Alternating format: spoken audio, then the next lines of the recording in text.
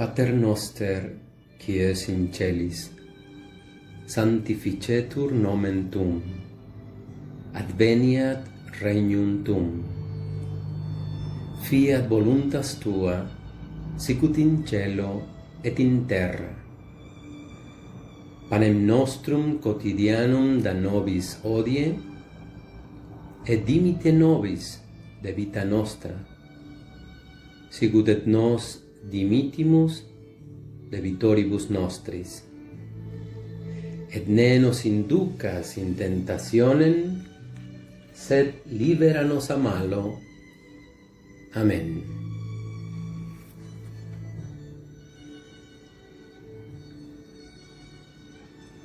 El Nuevo Testamento. Hacia el año 30 de nuestra era, un hombre llamado Jesús de Nazaret anuncia la llegada del reino de Dios a través de su vida, sus acciones y sus palabras.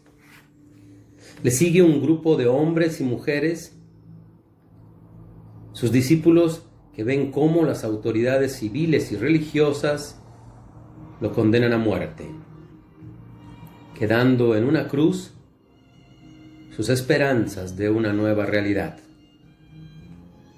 Sin embargo, aquellos discípulos que fueron testigos de su crucifixión comienzan a proclamar que su Señor está vivo y que es el Hijo de Dios. Los escritos del Nuevo Testamento son el resultado y la expresión de la fe de aquellos discípulos. Ellos nos anuncian el acontecimiento que transformó sus vidas como una buena noticia: el Evangelio. La palabra Evangelio, escrita con mayúscula y en singular, no designa un libro, sino que quiere decir el mensaje, lleno de gozo, una buena noticia.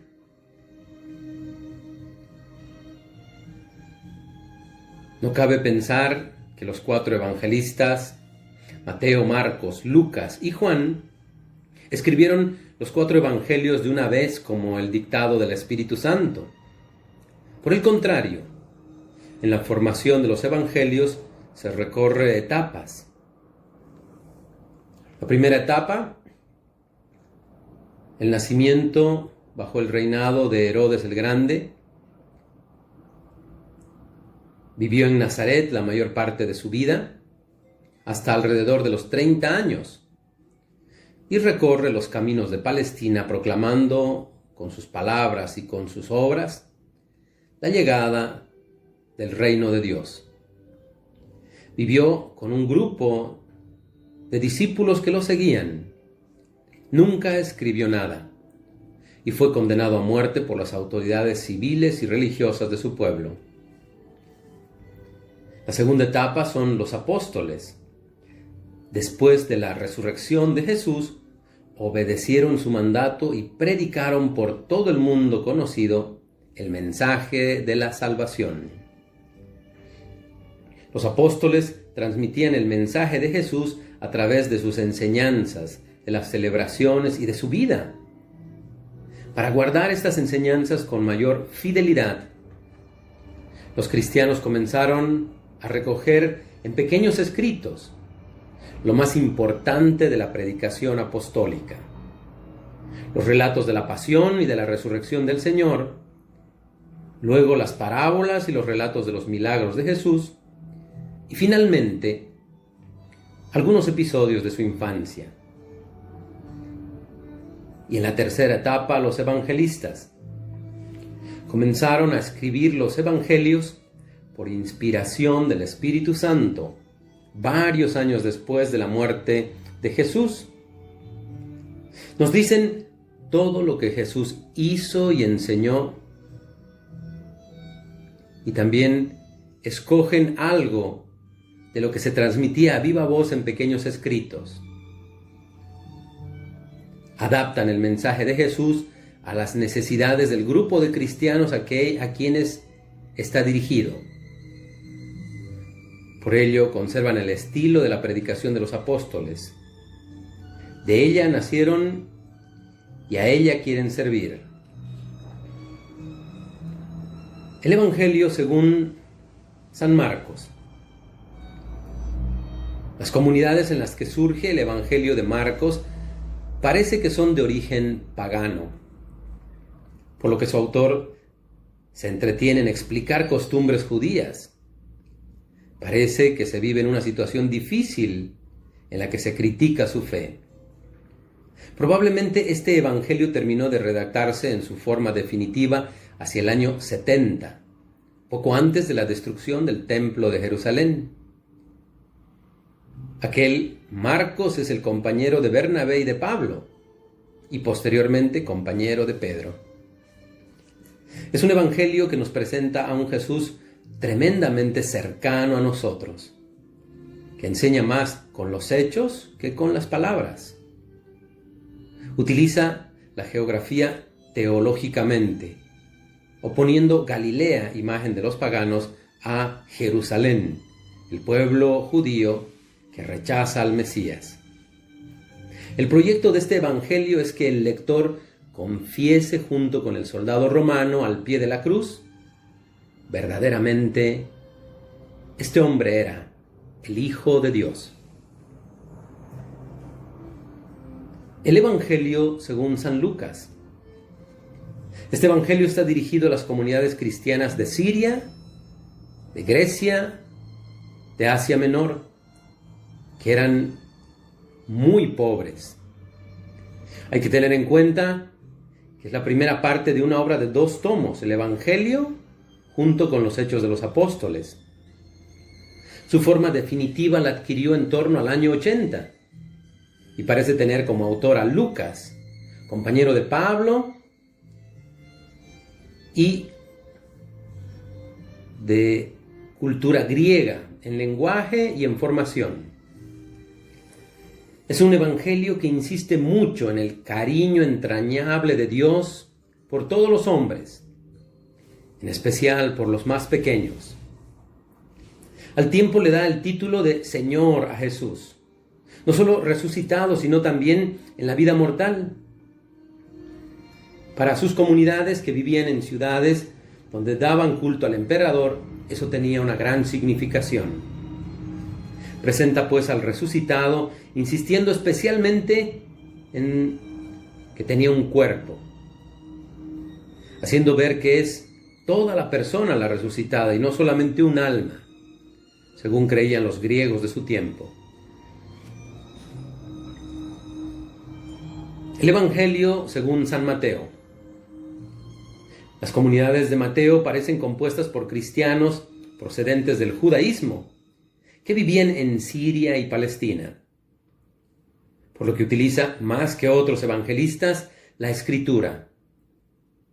Son comunidades que han entrado en conflicto con el judaísmo oficial y se abren a los paganos, herederos de la promesa. En la base de este evangelio está la personalidad de Mateo, aunque su última y definitiva redacción se llevará a cabo en los años 80 y 90. Este evangelio está preocupado por la enseñanza, por lo que agrupa las palabras de Jesús en 5 grandes discursos, por lo que se le llama el Evangelio de la Iglesia. Los escritos de San Pablo. Las cartas de San Pablo son los primeros escritos del Nuevo Testamento. Probablemente Pablo ha muerto antes del primer evangelista. Se trata de unas cartas escritas al estilo de la época. Comienzan indicando las personas que escriben quiénes dirige su carta. A continuación realiza una acción de gracias a Dios por medio de Jesucristo. Y luego pasa al cuerpo de la carta, en la que se encuentra una parte doctrinal, donde Pablo desarrolla un aspecto esencial de la fe que los cristianos nunca deben olvidar. De allí se deduce una segunda parte en la que concreta un conjunto de consecuencias para la vida personal y la vida comunitaria. Termina con algunos saludos y noticias de carácter personal. Probablemente Pablo no escribía las cartas de su puño y letra, sino que el discípulo que firma con él debió tomar bastante importante en esta elaboración. Hay 4 elementos en su pensamiento. En el primer momento, por ejemplo, en la carta a los tesalonicenses, escrita en torno a los años 50 y 51, se afirma que el cristiano ha sido llamado por Dios para entrar en su reino. Esta llamada Dios realiza a través de Jesucristo, del Evangelio, que hace vivir a quien lo acoge una nueva realidad. El segundo momento, presente por ejemplo en la primera y segunda carta a los Corintios, en los Gálatas, en los Romanos y en los Filipenses.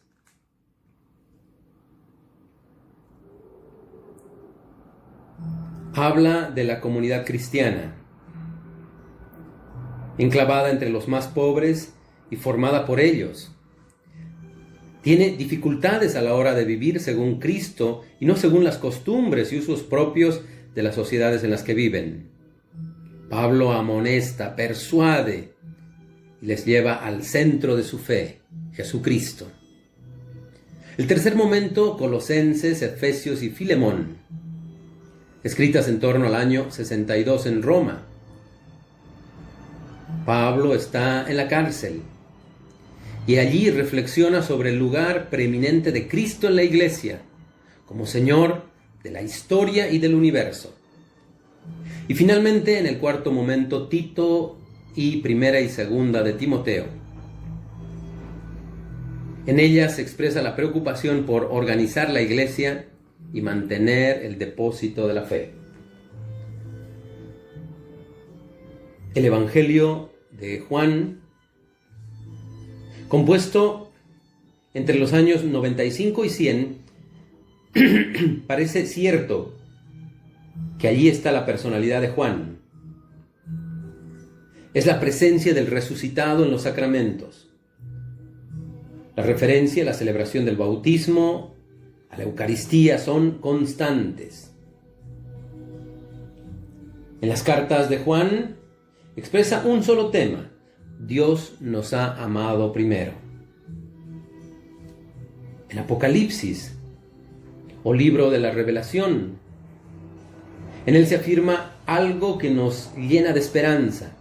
La historia tiene sentido. La humanidad que camina hacia la felicidad en medio de múltiples luchas se ve arrastrada hacia su plenitud por la iglesia que ora constantemente diciendo una y otra vez: ven, Señor Jesús. El libro de los Hechos de los Apóstoles, escrito hacia el año 80, traza los rasgos de los primeros 30 años de la iglesia. La primera parte, el Concilio de Jerusalén. La segunda parte, la predicación de Pablo y su llegada hasta Roma. Desde el principio la iglesia conoció la tentación de centrarse en sí misma, pero el Espíritu la lanzará fuera, la empujará cada vez más allá, a predicar a la luz del día en Jerusalén, luego fuera de la ciudad, a Samaria, a Antioquía, al Asia Menor, a Grecia, a Roma. La carta a los hebreos y las cartas católicas. Sermones dirigidos a cristianos desorientados. Hablan de una catequesis bautismal. Refieren a que debemos cuidarnos de las falsas doctrinas y fundamentalmente nos habla de los pasos que debemos seguir para estar fieles, perseverantes hasta el final, sin importarnos morir por el Evangelio. Los escritos, pues, que forman el Nuevo Testamento son muy diferentes en extensión, contenido e intereses. Sin embargo, en todos ellos se proclama la confesión de fe de la primitiva comunidad. Jesús de Nazaret es el Cristo, el Señor, el Hijo de Dios, y ha resucitado. Y a través de esta predicación encontramos el motivo para tener una fe más comprometida. Así lo dirá San Pablo: Si Él no ha resucitado, vana es nuestra fe. Ave María, gracia plena, Dominus tecum, benedicta tu in mulieribus, et benedictus fructus ventris tui, Iesus. Sancta Maria, Mater Dei, ora pro nobis peccatoribus, nunc et in hora mortis nostre. Amén.